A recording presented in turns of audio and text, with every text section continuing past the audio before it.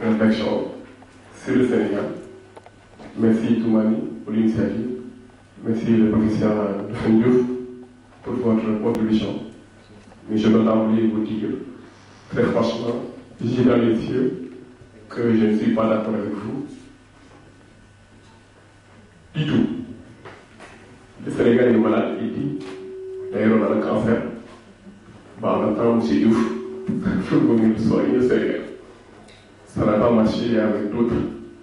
L'exemple de Mamadou Diallo de Tiki, qui a été candidat aux élections présidentielles dernières. Il a tenu un discours. Et puis, aux oubliettes. Mais je ne vais pas trop m'appréhender sur ça. Je vais revenir sur le débat. Parce que tout simplement, il a intitulé, le débat a été intitulé La transparence des finances publiques au Sénégal, 2 points, l'exemple de la Russie. Moi qui suis un militant du Parti démocratique sénégalais, moi qui suis un militant de la génération du concret, je ne suis pas d'accord avec ce que vous dites. Certes, le Sénégal a reçu beaucoup d'argent de l'extérieur, mais il y a un âge qui dit on ne prête qu'aux riches. Et si nous avons cette chance d'avoir des fonds, aujourd'hui, on ose comparer le Sénégal avec la Guinée-Bissau, avec la Gambie. Moi qui suis de la Casamance, quand je traverse le Dakar pour aller à Casamance, quand j'arrive en Gambie, j'ai l'impression d'entrer en enfer. Et quand je sors de l'autre côté, je suis soulagé. J'ai l'impression de rentrer encore au paradis. Et puis on fait des comparaisons du style le sucre est moins cher en Gambie. C'est le même débat qu'à la France avec Monaco. Est-ce que la Gambie a les routes que le Sénégal a aujourd'hui? Est-ce que la Gambie a les hôpitaux que nous avons aujourd'hui? Aujourd'hui, au Sénégal, on est dans le débat des infrastructures. Pourquoi nous sommes tous là aujourd'hui? Parce qu'il y a certains qui ont gouverné ce pays depuis 1960 jusqu'en 2000, mais qui n'ont pas foutu de nous régler quelques routes. Je suis désolé. Oui, on me dirait qu'il y a des priorités. Mais ces priorités-là, aujourd'hui, c'est ça. Si on avait des routes, on serait sur l'autre. Et les gens veulent minimiser l'impact du pétrole sur le pouvoir d'achat sénégalais. Mais ce n'est pas vrai. Nous qui sommes ici en France, le débat qui se pose aujourd'hui, pour un pays aussi développé aujourd'hui, nous avons vu que la cherté du pétrole a eu un impact considérable sur le pouvoir d'achat des Français. Nous ne pouvons pas être en reste, parce que le Sénégal n'est pas un îlot. Et puis, pour revenir sur la transparence au sein de la génération concrète, oui, nous savons que la société civile sénégalaise, que ce soit le Forum civil, Mohamed Bout, siège au sein de la... S'il vous plaît, on est terminé. Absolument, tout à fait. Tout à fait. Oui, on est d'accord, mais il va terminer. Il reste 1 minute là. Excusez-moi, monsieur, mais je veux savoir dire parce que le débat a été quand même... Il a raison. Je pense qu'il faut le laisser terminer sa question. Voilà, tout à fait. Je veux simplement dire, concernant les questions de transparence, au sein de nos sites, nous savons, vous avez dit que le ministère des Finances n'est pas impliqué. Mais c'est faux. Le ministère des Travaux publics au Sénégal est impliqué dans la gestion. Que la dossier est un département de la présidence de la République. Nous le savons tous. Et le Forum civil siège comme contrôleur au sein de la Russie. Il y a un but international qui est en train de lutter aujourd'hui. Mais aujourd'hui, on ne parle de lutte qu'avec l'alternance. Vous l'avez dit, c'est bien. Avant l'alternance, on ne parlait même pas de ces questions de lutte. Et aujourd'hui, tout le monde était soulagé quand on dit que le président de la République ne faisait pas la chasse aux sorciers. Pourquoi on l'avait dit? Parce que tout simplement, il y a eu d'autres questions qui n'ont pas été soulevées. Oui, merci. Moi, ma question va porter sur l'inquiétude générale qui balaye toute l'Afrique.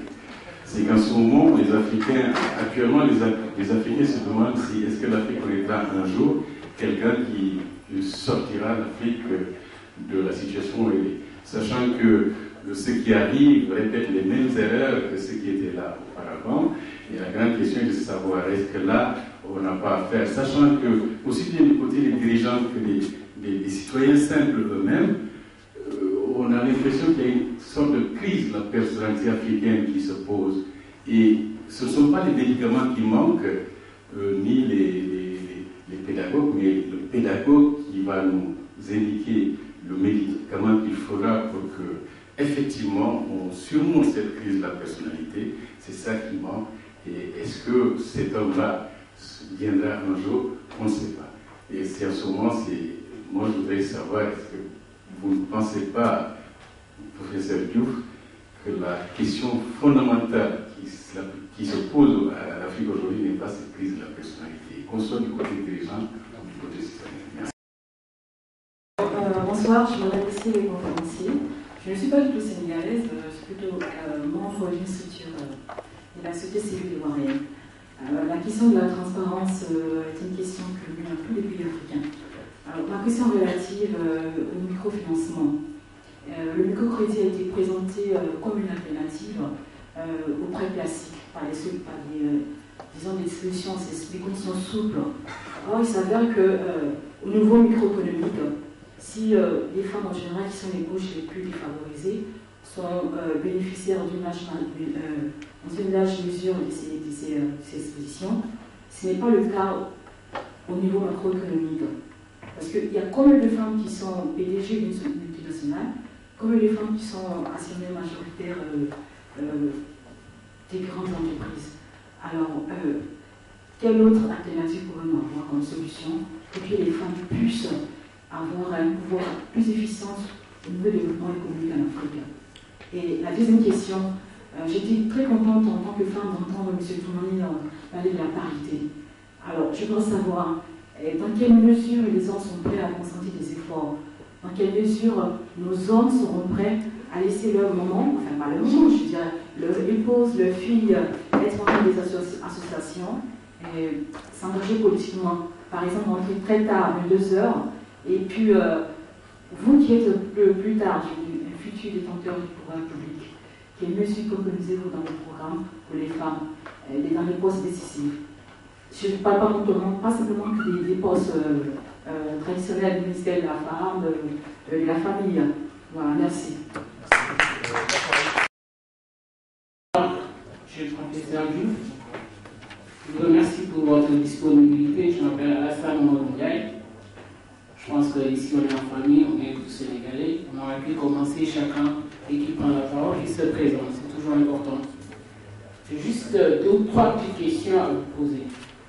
Je suis venu sur le tard, c'est certain, mais quand je suis entré, je suis tout de suite tombé sur un de vos propos dans lequel vous disiez ceci.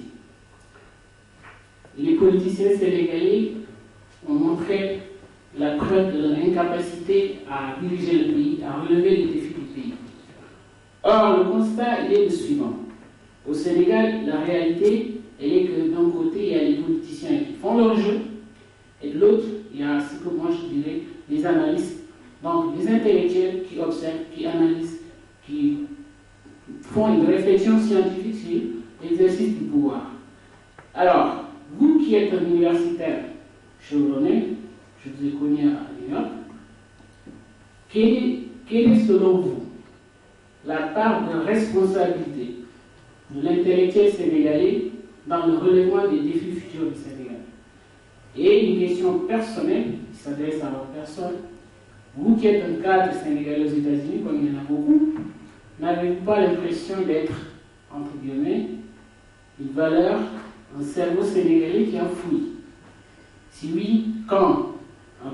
Précisément, êtes-vous prêt à redescendre sur le terrain pour mouiller la chemise, mouiller le maillot, comme on dit? La deuxième question, elle a trait à votre diagramme, à votre tableau de tout à l'heure présentant la liste des pays africains qui ont connu l'expérience de coup d'État, l'expérience de conflit armé. Pour moi qui travaille sur le sujet, j'ai les mêmes sources que vous et je confirme la véracité de vos sources. Mais dans vos sources, vous sortez le Sénégal. Donc cela m'inspire la question suivante. Êtes-vous en train de vous dire que l'expérience du sang Donc l'expérience de la guerre civile, l'expérience de coup d'État est un référent important, un référent fondamental dans la construction démocratique d'un pays. Ça, c'est la deuxième question. La troisième question est l'attrait à l'appel que vous avez lancé en direction de la diaspora. Je veux que vous essayiez de me convaincre sur la pertinence et l'efficacité d'un combat à distance pour le relèvement immédiat du Sénégal. Et la dernière question, j'en ai 4, j'avais dit 3, donc j'en ai 4. La dernière question, c'est, vous avez insisté sur un concept ici, c'est celui de diversion. Alors, c'est la rhétorique au Sénégal, hein. On est habitué à de beaux discours, mais qui en aval ne sont pas suivis d'effets concrets. Donc, quel gage pouvez-vous nous donner ici, dans cette enceinte de la Sorbonne, sur le fait que vous aussi, vous n'êtes pas en train de divertir les Sénégalais de l'extérieur? Vous êtes très fréquent, vous êtes très visible sur Sénégal. Et je vous remercie pour cela. Pour finir, je vous dirai bravo à votre courage, parce que vous êtes un honnête citoyen. Merci. Donc, je suis étudiant sénégalais. D'abord, je vous remercie tous d'avoir organisé cette conférence. Donc, moi, je ne suis pas du tout politicien. Donc, c'est la première fois que je prends la parole devant les personnes. Mais là, c'est utile. Il y a beaucoup de jeunes diplômés comme moi qui sont motivés, qui attendent des gens qui sont compétents et qui ont des programmes, qui attendent des gens qui nous disent des programmes qui peuvent relever le Sénégal. Parce que nous tous, nous savons que le Sénégal est malade. Si le gouvernement qui existe aujourd'hui fait, par exemple, s'il fait un tiers, on sait qu'il pourrait faire plus. Maintenant, il y a beaucoup de gens, comme moi, qui vivent en France ou ailleurs, qui ont fait des études comme moi, et qui attendent que des gens compétents comme vous, et qui ont des programmes costauds, qui peuvent faire une rupture entre ce qui existait déjà et ce qu'on pouvait faire pour relever le Sénégal. Merci beaucoup. Je remercie le professeur Aounou Diouf de nous avoir fait quand même une conférence très édifiante sur la gestion de l'ONUCI. Je remercie aussi les membres du Club Socialisme et République.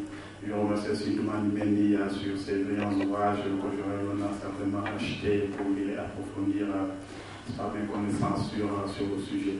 Je voudrais tout simplement dire que le professeur nous a fait quand même un diagnostic très significatif et qui reflète aussi la réalité, n'est-ce pas, de la gestion de l'ONUCI et plus particulièrement aussi de la gestion du président de la République, Abdoulaye Wade.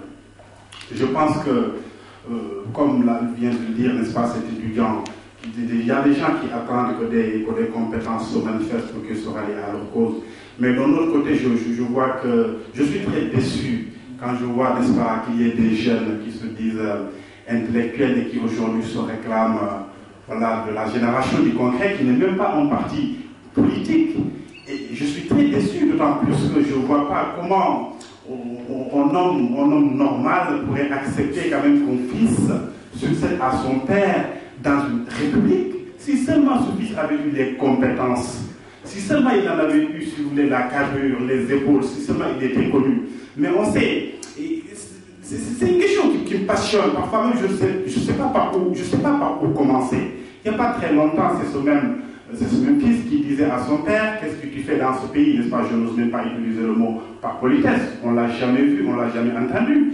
Et il s'y enchérit en disant qu'on perd qu'aux riches. Mais depuis quand Abdoulaye a été riche? Depuis quand son fils a été riche? Moi, je ne le vois pas. D'autant plus que je suis sénégalais. Je viens, n'est-ce pas, du Sine, comme le professeur Aounou Diouf. Et à Dakar, on est voisins. On est voisins, on habite côte à côte. Donc, on sait qui est riche et qui n'est véritablement pas riche. C'est que tout simplement, ces gens sont venus au Sénégal par le hasard, n'est-ce pas, des choses. Ils ont profité d'une situation. Ils ont pillé le pays. Parfois, je ne trouve même pas les mots utilisé pour qualifier cette gestion. On parle d'hôpitaux, mais au Sénégal, il n'y a pas d'hôpitaux. Le drame de Kaolack le confirme. Tout ce qui s'est passé pour des gens qui connaissent le Sénégal, je ne parle pas maintenant des gens qui ignorent la situation de leur propre pays, mais les gens qui connaissent le Sénégal, ils savent pertinemment qu'il y a régression dans le domaine de la santé, dans le domaine de l'éducation, sur tous les domaines. Le meilleur moyen de mourir, c'est d'être malade et d'aller à l'hôpital à Dakar. Et la preuve, pourquoi ils quittent le Sénégal pour venir se soigner à Paris, ça c'est une insulte. Je pense tout simplement qu'aujourd'hui, la question fondamentale, c'est le retour à l'éthique. Je pense que le professeur ne me contredira pas. Tous les pays développés l'ont été parce que tout simplement, à un moment donné de l'histoire, des gens qui ont eu le sens de l'honneur, qui ont eu le sens de l'éthique, le sens de la responsabilité ont dirigé ce pays-là. À beau avoir des diplômes, des connaissances, si on n'est pas au nom d'honneur, si on n'a pas l'éthique, on ne peut rien faire. La transparence, la gestion, tout ça c'est de la théorie. Pour l'appliquer, il faut être au nom d'honneur, il faut être au nom de qualité. Et la question que je pose au professeur, parce qu'aujourd'hui, constatant tout simplement qu'il y a une régression sur tous les plans, même sur le plan intellectuel, aujourd'hui, on a même honte de dire qu'on est sénégalais. Les grands hommes, les grandes idées, la transparence, la gestion, tout ça, ça a disparu. Du temps de Senghor, du temps du Conseil Abidou, il n'a pas été ciblé le chef d'État qui a fait le plus de réalisations.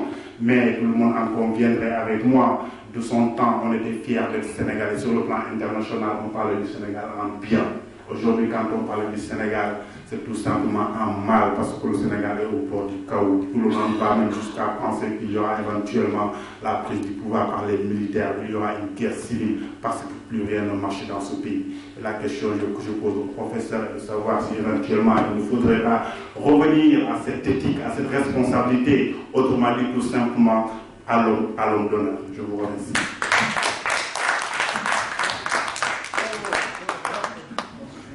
La question aussi, c'est extrêmement riche, hein, c'est très bien de vous avoir décentré vers l'essentiel. Vous avez parlé de la stabilité politique du Sénégal.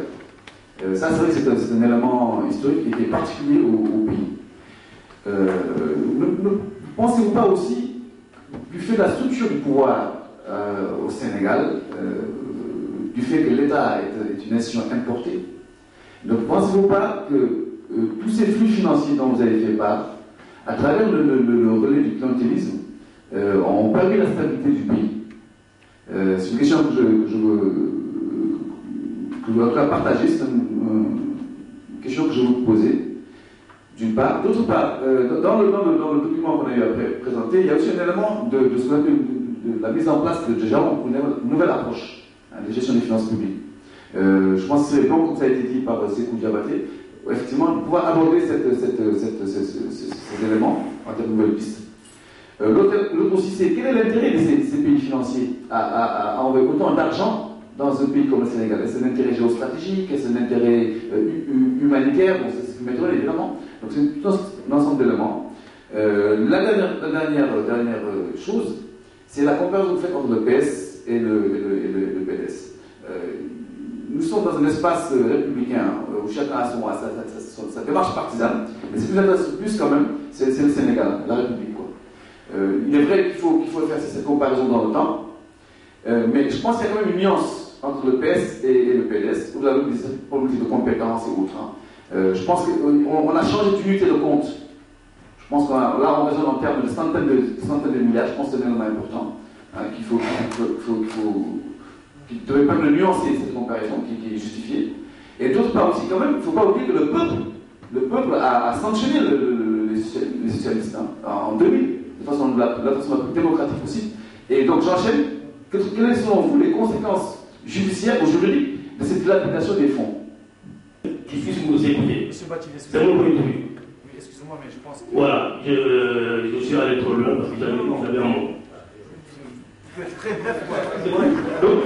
Donc, je fais ça, mais je voulais juste à la venue, il faut qu'on les endroits où là, on voyait beaucoup de Sénégalais. C'est une pratique d'un caractère sénégalais, je pense qu'on a fait une journée pour parler son droit. Ou que ce soit le PDS, si le PS a fait 40 ans et qu'il a délapidé 100 000 francs et que le PS a fait 4 ans qu'il a délapidé des milliards, c'est exactement la même chose. qu'on ne se leurre pas. Donc, ce n'est pas une question de compte, mais c'est le fond qu'on compare. Donc, ma question principale, donc je interpelle le professeur en tant qu'universitaire. Donc, on a tous entendu que donc, déjà, Abdoulaye Wade va créer 4 universités au Sénégal, plus les 3 qui existent, plus l'université de Ziguinchor, de Bambey qui ne marche pas. Donc, en tant que directeur des programmes, point de vue universitaire, qu'est-ce que vous pensez de cette question, la création de ces 4 universités? Par rapport à son diagramme, j'aimerais qu'il me fait encore, de reprendre encore cette démonstration parce que ça me semble un peu bizarre. Le Sénégal, qui est en nos jours un pays qu'on parle avec son émergence, qui devient encore un pays qui est le dernier par rapport aux autres pays. J'aimerais qu'il essaie de me simplifier par rapport à ça. Et je te remercie encore à Toumani par rapport à son livre qui nous a fait montrer quoi. Bon, merci.